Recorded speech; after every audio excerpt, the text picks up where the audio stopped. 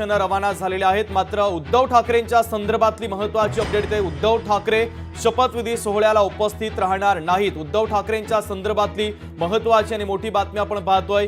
महाराष्ट्राचे माजी मुख्यमंत्री उद्धव ठाकरे या शपथविधीला उपस्थित राहणार नाहीयेत। उद्धव ठाकरेंच्या संदर्भातली ही सगळ्यात महत्त्वाची आणि मोठी बातमी आपण पाहतो। अर्थातच ठाकरे बंधूच या शपथविधी सोहळ्याला उपस्थित नसतील, कारण राज ठाकरे हे देखील त्यांच्या वैयक्तिक कारणामुळे नसणार आहे।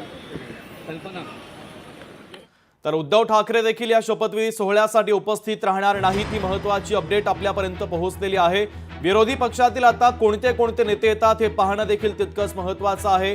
राज ठाकरे आणि उद्धव ठाकरे येणार नाहीत हे आता स्पष्ट झाल्याचं पाहायला मिळत आहे। तर उद्धव ठाकरे आजच्या या शपथविधी सोहळ्याला उपस्थित राहणार नाहीत। ही सगळ्यात महत्त्वाची आणि मोठी बातमी आपण पाहतोय। राज्याचे माजी मुख्यमंत्री उद्धव ठाकरे या मुख्यमंत्र्यांच्या शपथविधी सोहळ्याला उपस्थित राहणार नाहीत।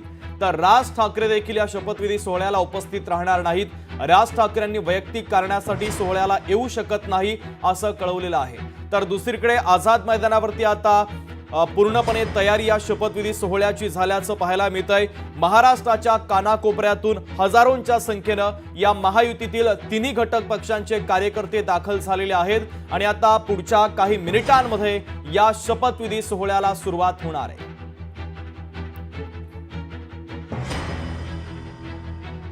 की आपल्याला पक्ष संघटन मजबूत करायचं असेल